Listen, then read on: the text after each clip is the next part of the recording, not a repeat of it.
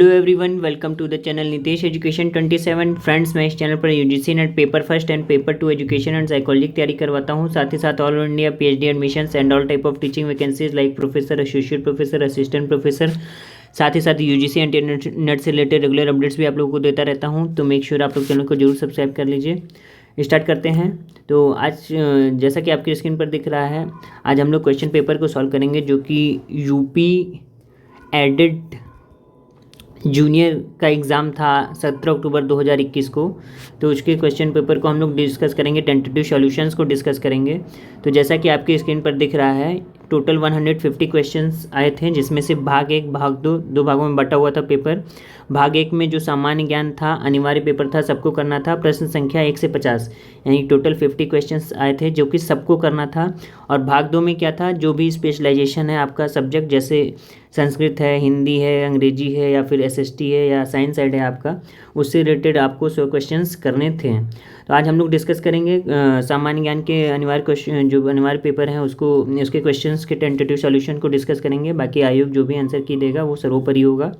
Start करते हैं। जैसा कि आपकी स्क्रीन पर क्वेश्चन नंबर फर्स्ट दिख रहा है, भाग 1 सामान्य ज्ञान का, जनगणना 2011 के अनुसार भारत में साक्षरता दर है। ऑप्शन ए है 1 है 65.55, 2 है 77.25, फिर है 69.32 और डी है 4 है 74.04%। तो इसका जो राइट आंसर है 74 माफ़ कीजिएगा 74.04% इसका राइट आंसर है।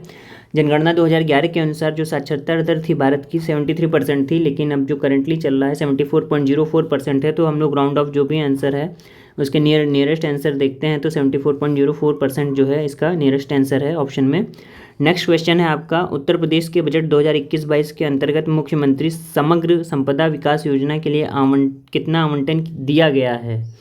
1 है 2000 करोड़, 2 है 5000 करोड़, 3 है 500 करोड़, डी है 4 है 1000 करोड़। देखिए क्वेश्चन जो है इंग्लिश हिंदी दोनों में है, तो अगर जो इंग्लिश मीडियम वाले बच्चे हैं उनके लिए भी कोई प्रॉब्लम नहीं है क्वेश्चंस को समझने में। तो इसका जो राइट आंसर है ऑप्शन नंबर 4, 1000 करोड़ रुपए आवंटित किए गए हैं उत्तर प्रदेश के बजट 2021-22 के अंतर्गत मुख्यमंत्री समग्र संपदा विकास योजना के लिए। नेक्स्ट क्वेश्चन है आपका, निम्नलिखित में से मृदा अपरदन के कारक या कारकों को पहचानें, यानी कि सॉइल इरोजन के क्या क्या फैक्टर्स हैं, क्या क्या एजेंट्स हैं। ऑप्शन ए है बहता हुआ पानी, रनिंग वाटर, बी है भूजल यानी ग्राउंड वाटर, सी है समुद्र की लहरें यानी सी वेव्स। तो इसका जो सबसे बड़ा फैक्टर है बहता हुआ पानी, रनिंग वाटर जो है मोस्ट सुटेबल फैक्टर है सॉइल इरोजन के लिए। बाकी ग्राउंड वाटर और सी वेव्स से सॉइल इरोजन का संबंध उतना खास नहीं है, सी वेव्स से कह सकते हैं, लेकिन ऑप्शन हम लिखें तो यहाँ पर केवल ऑप्शन नंबर 4 जो है मोस्ट अप्रोप्रिएट होगा। बहता हुआ पानी जो है सॉइल इरोजन के लिए जो है सबसे एजेंट है, ठीक है। और बाकी देखिए आयोग क्या आंसर देता है उस पर डिपेंड करता है। नेक्स्ट है आपका क्वेश्चन नंबर 4, जैव विविधता क्या है, बायोडाइवर्सिटी इज। तो आनुवांशिक विभिन्नताएं ए है, बी है पृथ्वी पर उपस्थित सभी जैविक जातियां, सी है जैविक समुदायों की विभिन्नता, डी है पारिस्थितिकी तंत्र की विभिन्नता है। तो देखिए जो बायोडाइवर्सिटी है ये सारी चीज़ें हैं, यानी जेनेटिक वेरिएशन भी है, all biological species present on earth है, सी भी है और डी भी है, यानी ऑप्शन नंबर जो है इसका 3 सही होगा। ये सभी ऑल ऑफ द अबव जो है इसका राइट आंसर होगा। नेक्स्ट क्वेश्चन है आपका, ध्वनि प्रदूषण की तीव्रता को मापते हैं, intensity of noise pollution in measured in. 1 है डेसीमीटर में, 2 है डेसीलीटर, 3 है डेसिबल में, 4 है सेंटीमीटर में। तो इसका जो राइट आंसर है ऑप्शन नंबर 3, यानी कि ध्वनि प्रदूषण की जो तीव्रता को मापते हैं हम लोग डेसिबल में मापते हैं, ठीक है। नेक्स्ट क्वेश्चन है आपका क्वेश्चन नंबर 6, अकबर ने किस वर्ष पहली बार जिजिया कर समाप्त किया था, ठीक है। जिजिया कर को अकबर ने कब समाप्त किया था, 1565, 2 है 66, 3 है 67 और डी है 4 है 64। तो इसका जो राइट आंसर होगा ऑप्शन नंबर 4, 1564 ईस्वी में अकबर ने जो है जिजिया कर को समाप्त किया था।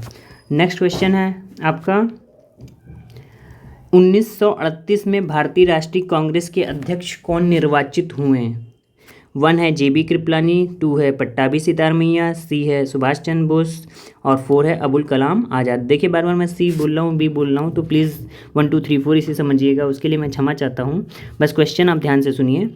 तो इसका जो राइट आंसर है ऑप्शन नंबर 3 है, सुभाष चंद्र बोस जी जो है 1938 में भारतीय राष्ट्रीय कांग्रेस के अध्यक्ष निर्वाचित हुए थे, ठीक है। क्वेश्चन नंबर 8 है आपका, अधोलिखित में से किस वर्ष सुरेंद्र नाथ बनर्जी को सिविल सर्विस से हटाया गया। 67 में, 74 में, 1878 में, 1870 में। तो इसका जो राइट आंसर है ऑप्शन नंबर 2 है। 1874 ईस्वी में, 1874 में सुभाष सुरेंद्र नाथ बनर्जी को जो है सिविल सर्विस से हटा दिया गया।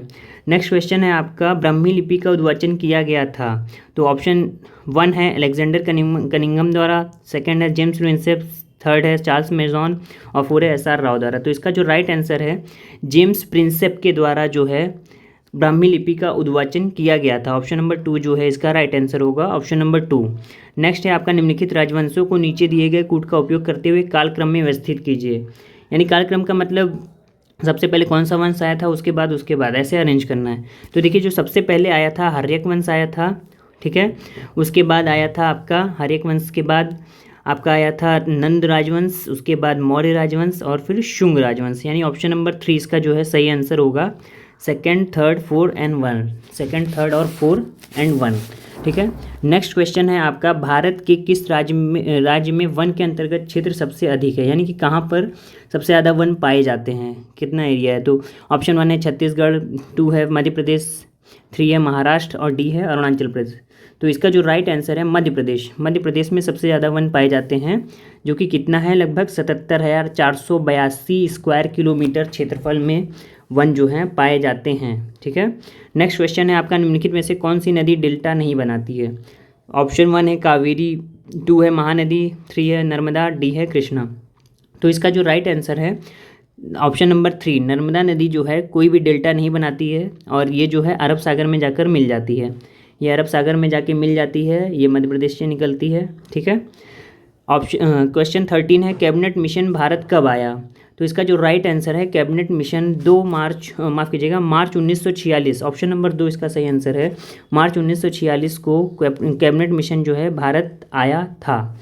नेक्स्ट क्वेश्चन है आपका आपकी स्क्रीन पर, भारत में उपराष्ट्रपति पदेन सभापति होता है किसका। ऑप्शन 1 है वित्त आयोग का, 2 है राज्यसभा का, 3 है नीति आयोग का और 4 है लोकसभा का। तो इसका जो राइट आंसर है उपराष्ट्रपति पदेन सभापति होता है राज्यसभा का। ऑप्शन नंबर 2 जो है इसका राइट आंसर होगा, राज्यसभा का पदेन सभापति होता है। नेक्स्ट क्वेश्चन है आपका, भारतीय संविधान की 11वीं अनुसूची में कुल कितने विषय हैं। ऑप्शन 1 है 25, 2 है 29, 3 है 20 और 4 है 27। तो इसका जो राइट आंसर है कुल 29 विषय हैं। यानी कि 11वीं अनुसूची में कुल कितने विषय हैं, 29 विषय हैं 11वीं अनुसूची में। नेक्स्ट क्वेश्चन है आपका, रीजनिंग है, if f is to 216 then l is to what. तो देखिए f क्या है, f का जो अगर अल्फ़ाबेटिकल ऑर्डर में देखें तो f जो है 6 नंबर पे आता है और 6 के रेशियो में 216 दिया है, यानी 6 का क्यूब अगर आप करेंगे तो 216 होता है। और इसी तरीके l किस नंबर पे है, l होता है 12 नंबर पे, तो 12 का जो क्यूब होता है 1728 होता है, यानी कि 1728। तो इसका जो राइट आंसर है 1728 होगा, यहाँ पर क्यूब लिया गया है, यानी 6 का क्यूब 216, इसी तरीके से 12 का क्यूब 1728, यानी ऑप्शन नंबर 3 जो है इसका राइट आंसर होगा। नेक्स्ट है आपका, सांकेतिक भाषा में यदि गंगा को 711471 में व्यक्त किया जाए तो सरजू को क्या लिखेंगे। तो देखिए यहाँ पर जी के लिए क्या दे रखा है, जी का जो ऑर्डर है 7 है अल्फ़ाबेटिकल ऑर्डर, ए का है 1, एन का है 14 और फिर से जी का है 7 और ए का है 1। यानी कि यहाँ पर जो अल्फ़ाबेटिकल ऑर्डर में क्रम है अल्फ़ाबेट्स का, जैसे जी का 7 प्लेस है, उसी तरीके से यहाँ सरजू को भी हम लोग को अरेंज करना है। तो सरजू का देखिए जो सीरियल नंबर है, टोटल इंग्लिश में 26 अल्फ़ाबेट होते हैं और एस जो आता है 19 नंबर पे आता है। उसके बाद देखिए ए है, ए जो है 1 नंबर पे आता है। फिर अगर हम आर की बात करें तो आर का 18 प्लेस है। फिर उसके बाद जे की बात करें तो जे जो है आपका 10th प्लेस पे आता है और यू जो है 21 प्लेस पे।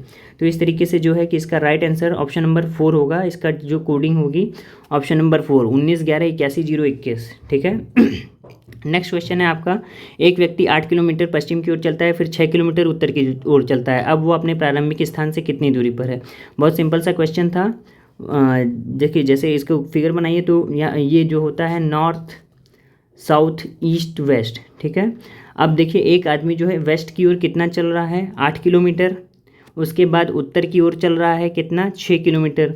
तो कह रहा प्रारंभिक स्थान से इसकी दूरी बतानी। तो ये डायगोनल बन गया, यहाँ पर पाइथागोरस प्रमेय लगेगा। पाइथागोरस प्रमेय जब हम लगाते हैं तो ये कर्ण का स्क्वायर होता है। तो के स्क्वायर इक्वल टू हम लोग क्या करते हैं, 8 स्क्वायर यानी आधार का स्क्वायर प्लस लंब का स्क्वायर 6 का स्क्वायर, यानी 64 + 36 दैट इज़ 100 और 100 किसका स्क्वायर रूट होता है, 10 का होता है। ठीक है, तो ये इसका जो राइट आंसर होगा ऑप्शन नंबर 1, यानी कि 10 इसका राइट आंसर होगा। 10 किलोमीटर दूरी है वो अपने प्रारंभिक स्थान से कितना दूर है, 10 किलोमीटर दूर। ठीक है, नेक्स्ट क्वेश्चन है आपका 2:30 पर दोनों सुइयों के बीच कितने अंश का कोण होगा।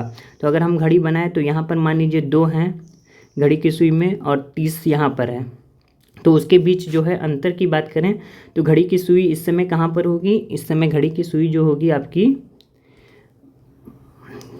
2 और 3 के बीच में। ठीक है, यहाँ पर 12 है और यहाँ 30, यानी कि 6, 2:30 का मतलब यहाँ 6 होगा। और हर घंटे के बीच में 5 मिनट का डिफरेंस होता है, तो ये मान के चलिए ये 4 हो गया, ये 5 हो गया, ये 3 हो गया, ये 4 हो गया, ये 5 हो गया और यहाँ पे 6। आपको ये बताना चाहता हूँ कि हर घड़ी में टोटल जो एंगल होता है 360 डिग्री होता है एक पूरा एंगल, और हर 5 मिनट जो है 30 डिग्री का होता है। हर 5 मिनट कितने डिग्री का होता है घड़ी में, हर 5 मिनट घड़ी में होता है 30 डिग्री का। तो टोटल यहाँ पर कितने मिनट का गैप है अगर हम बात करें तो 3 से 4 के बीच में 1:05 है, फिर 4 से 5 के बीच में 1:05 है, फिर 5 से 6 के बीच में 1:05 है, और 2 से 3 के बीच में आधा 5 है, यानी 5/2 है। यानी हर एक 5 जो है 30 डिग्री का है, तो 30 + 30 + 30 और एक 5/2 है और 15, यानी टोटल कितने हो गए 90 + 15 यानी 105 डिग्री। यानी टोटल कितने डिग्री का कोण होगा 2:30 बजे के बीच में, दोनों सुइयों के बीच में 2:30 बजे के बीच में 105 डिग्री का जो है कोण होगा दोनों सुइयों के बीच में। ऑप्शन नंबर 1 जो है इसका सही आंसर होगा। नेक्स्ट क्वेश्चन है आपका सादृश्यता बताइए। प्रयागराज में जैसे गंगा है उसी तरीके से अयोध्या में क्या होगा, अयोध्या में क्या है, सरयू है। ऑप्शन नंबर 2 इसका सही आंसर होगा। नेक्स्ट क्वेश्चन है आपका भारत में वस्तु एवं सेवा कर कब से लागू किया गया। तो जीएसटी जो है भारत में लागू किया गया ऑप्शन नंबर 3 1 जुलाई 2017 से। 1 जुलाई 2017 से भारत में जीएसटी लागू किया गया है। नेक्स्ट क्वेश्चन है पुदुचेरी किस उच्च न्यायालय के क्षेत्राधिकार के अंतर्गत आता है। तो पुदुचेरी जो है आपका ऑप्शन नंबर 1 मद्रास उच्च न्यायालय के क्षेत्राधिकार के अंतर्गत आता है। ऑप्शन नंबर 1 जो है इसका सही आंसर होगा। अब नेक्स्ट क्वेश्चन की बात करें क्वेश्चन नंबर 23 निम्नलिखित में से कौन सी भारत शासन अधिनियम 1919 की प्रमुख विशेषता नहीं थी यहाँ पर पूछा है, ये ध्यान से सुनिएगा। तो प्रांतों पर केंद्र के नियंत्रण में रियायत ये थी, केंद्र में द्वैध शासन ये भी थी, और प्रांतों में द्वैध शासन ये भी थी। ऑप्शन नंबर 2 यानी भारतीय विधायिका को ज़्यादा प्रतिनिधित्व बनाया जाना, ये इसकी विशेषता नहीं थी, 1900 शासन अधिनियम की ये विशेषता नहीं थी। ऑप्शन नंबर 2 इसका सही आंसर होगा। तंजौर का बृहदीश्वर मंदिर का निर्माण किसने कराया था। ऑप्शन 4 इसका सही आंसर है राजराज प्रथम ने 1010 AD में, यानी 1010 ईस्वी में 1010 ईस्वी में जो है तंजौर के बृहदीश्वर मंदिर का निर्माण कराया था। किसने, राजराज प्रथम ने। नेक्स्ट क्वेश्चन है आपका अटल नवाचार मिशन संबंधित है, किससे संबंधित है। ऑप्शन नंबर 1 उद्यमशीलता विकास से, यानी एंटरप्रेन्योरशिप डेवलपमेंट से संबंधित है आपका अटल इनोवेशन मिशन। नेक्स्ट क्वेश्चन है आपका जो मृदा जल के द्वारा वहन होती है कहलाती है, यानी कि जल के साथ जो मिट्टी बहा के ले आई जाती है उसे क्या कहा जाता है। तो ऑप्शन नंबर 4 है इसका सही आंसर, जलोढ़ मिट्टी, उसे हम लोग एलुवियल सैल या जलोढ़ मिट्टी हम लोग कहते हैं। नेक्स्ट क्वेश्चन है आपका भोज एवं भक्षक के रूप में विभिन्न प्रजातियों का अनुक्रमिक संबंध कहलाता है, यानी कि sequence of species related to each other as prey and predator is termed as. Option number 4 food chain, इसे हम लोग भोजन श्रृंखला कहते हैं, फूड चेन कहते हैं। नेक्स्ट क्वेश्चन है आपका समुद्र के तल पर रहने वाले जंतुओं को कहते हैं। तो ऑप्शन नंबर 2 इसका सही आंसर है बेंथिक। समुद्र के तल पर यानी कि living at the bottom of the sea are called is benthic. Option number 2 इसका जो है राइट आंसर होगा बेंथिक। अब देखिए यहाँ क्वेश्चन है एक पावर हाउस का सामर्थ्य 200 मेगावाट है, इसके द्वारा उत्पन्न विद्युत प्रतिदिन उत्पन्न विद्युत ऊर्जा होगी। तो देखिए पावर कितनी है 200 मेगावाट, एक दिन में टोटल कितने घंटे होते हैं 24 घंटे। तो 200 को 24 से गुणा करेंगे तो यहाँ पर 24 दूनी 4800। अब मेगावाट घंटे, क्योंकि 24 घंटे होते हैं तो इसमें देखिए मेगावाट घंटा और मेगावाट दोनों था, लेकिन ऑप्शन नंबर 1 यहाँ सही होगा मेगावाट घंटा, क्योंकि घंटा यहाँ पर मल्टीप्लाई हो रहा है। तो ऑप्शन नंबर 1 इसका सही आंसर होगा 48 मेगावाट घंटा जो है बिजली प्रतिदिन उत्पन्न होगी। ऑप्शन नंबर 1, ठीक है। नेक्स्ट क्वेश्चन है आपका राष्ट्रीय विज्ञान दिवस कब मनाया जाता है। तो ऑप्शन नंबर 1 जो है इसका राइट आंसर होगा 28 फरवरी को राष्ट्रीय विज्ञान दिवस मनाया जाता है। 28 फरवरी को राष्ट्रीय विज्ञान दिवस मनाया जाता है। नेक्स्ट क्वेश्चन है, निम्नलिखित में से कौन सा एक सुमेलित नहीं है? माल्टोज माल्ट सुमेलित है, फार्मिक अम्ल दूध सुमेलित है, स्कॉर्बिक अम्ल नींबू सुमेलित है। ऑप्शन नंबर 2 एसिटिक अम्ल दही से रिलेटेड नहीं है, ठीक है, दही में भी लैक्टिक एसिड का ही पार्ट पाया जाता है, तो ऑप्शन नंबर 2 इसका जो है सही आंसर है, ये सही सुमेलित नहीं है। नेक्स्ट क्वेश्चन है, रक्षा मंत्रालय भारत सरकार द्वारा अगस्त 2020 में प्रारंभ किया गया सार्थक निम्नलिखित में से किससे संबंधित है? तो ऑप्शन नंबर 2 इसका जो सही आंसर है, अपतटीय गश्ती जहाज यानी ऑफ शोर पेट्रोल शिप से रिलेटेड है। सार्थक, जो सार्थक प्रोग्राम लॉन्च किया गया था वो अपतटीय गश्ती जहाज से संबंधित है। इसे वीना अजय कुमार ने लॉन्च किया था। नेक्स्ट क्वेश्चन है आपका, भारत का पहला 100% जैविक केंद्र शासित प्रदेश कौन बना? तो ऑप्शन नंबर 4 लक्षद्वीप जो है भारत का 100% जैविक केंद्र शासित प्रदेश बना, जैविक कृषि करने वाला बना। उसके बाद बना है सिक्किम, ये भी याद रखिएगा, हो सकता है नेक्स्ट एग्जाम में पूछा जा सके या पूछा जाए, तो सिक्किम, लक्षद्वीप के बाद दूसरा कौन है? सिक्किम। नेक्स्ट क्वेश्चन है आपका, अरेंज करना है आपको माफ़ कीजिएगा, तो अरेंज करना है आपको कालक्रमानुसार। तो फिरोज शाह जी की जो मृत्यु हुई थी 1915 ईस्वी में हुई थी। उसके बाद जो महात्मा गांधी की दांडी यात्रा थी 1930 में हुई थी। जलियांवाला बाग हत्याकांड कब हुआ था आपका? 1919 में हुआ था। और साइमन आयोग की नियुक्ति जो थी 1928 में, ठीक है। तो इस तरीके से अगर हम बात करें तो ऑप्शन नंबर 4 जो है इसका राइट आंसर होगा 4213, यानी कि पहले 4 फिर 2 फिर 1 फिर 3। नेक्स्ट क्वेश्चन है आपका, निम्नलिखित नेताओं में से किसने क्रांतिकारी संगठन अभिनव भारत समाज की स्थापना की? तो अभिनव भारत समाज की स्थापना की ऑप्शन नंबर 1 विनायक दामोदर सावरकर ने जो है 1904 ईस्वी में अभिनव भारत समाज की स्थापना की थी, अभिनव भारत संस्था की स्थापना की थी। नेक्स्ट क्वेश्चन है आपका, निम्नलिखित में से कौन सी बीमारी वायरस जनित है? फाइलेरिया, रेबीज, ल्यूकीमिया, मियादी बुखार। ऑप्शन नंबर 2 इसका राइट आंसर होगा रेबीज। रेबीज जो है वायरस जनित बुखार बीमारी है, ठीक है। ईसीजी किस अंग की विद्युत गति का ग्राफी प्रदर्शन है? देखिए ईसीजी का जो फुल फॉर्म होता है इलेक्ट्रोकार्डियोग्राफ होता है और ये हृदय की गति जानने के लिए यूज़ किया जाता है, यानी ऑप्शन नंबर 4 इसका राइट आंसर होगा हृदय के लिए। नेक्स्ट क्वेश्चन है आपका 38, ये जो दिए हैं 6C 12 6C 14 1H1 1H3 17C, ये सारे क्या हैं, किसके उदाहरण हैं? तो ये जो है ऑप्शन नंबर 1 इसका राइट आंसर होगा। आइसोटोप्स हैं, ये कार्बन, हाइड्रोजन और क्लोरीन के आइसोटोप्स हैं, ऑप्शन नंबर 1, यानी ये समस्थानिक हैं, इसके उदाहरण हैं। नेक्स्ट क्वेश्चन है आपका, निम्नलिखित में से कौन सा अम्ल मुख्यतः टमाटर में उपस्थित होता है? तो टमाटर में जो ऑप्शन नंबर 2 है इसका राइट आंसर है सिट्रिक एवं मैलिक एसिड ऑप्शन टमाटर में उपस्थित होता है। टमाटर में सिट्रिक अम्ल एवं मैलिक अम्ल उपस्थित होता है। नेक्स्ट क्वेश्चन है आपका, पेरिस में 21वां संयुक्त राष्ट्र जलवायु परिवर्तन शिखर सम्मेलन कब आयोजित हुआ था? तो ऑप्शन है आपका 15 16 17 14, तो ऑप्शन नंबर 1 जो है इसका राइट आंसर है 2015 में जो है आयोजित हुआ था। इसे हम लोग CMP11 या COP21 के नाम से भी जानते हैं। अगर हम बात करें तो ये 30 नवंबर 2015 से 12 दिसंबर 2015 के बीच चला था। तो ये एडिशनल इन्फॉर्मेशन थी, इसको याद रखिएगा। तो ऑप्शन नंबर 1 जो है ये यहाँ पर सही आंसर है 2015 में। नेक्स्ट क्वेश्चन है आपका, भारतीय केंद्र सरकार द्वारा प्रारंभ किया गया मिशन जल जीवन हर घर में एक नल का लक्ष्य सर्वप्रथम किस राज्य ने पूर्ण किया? तो इसका जो राइट आंसर है ऑप्शन नंबर 4 गोवा ने, ठीक है। गोवा ने सबसे पहले इस लक्ष्य को प्राप्त किया और हर जगह जो है इस मिशन को कंप्लीट किया गोवा ने। नेक्स्ट क्वेश्चन है आपका, भारत में किस राज्य ने धार्मिक त्यौहार थाईपुसम मनाया जाता है? तो थाईपुसम जो त्यौहार है तमिलनाडु का त्यौहार है, ऑप्शन नंबर 2 जो है इसका राइट आंसर होगा तमिलनाडु में। नेक्स्ट क्वेश्चन है, किसानों की आय बढ़ाने हेतु किस राज्य ने किसान कल्याण मिशन का शुभारंभ किया?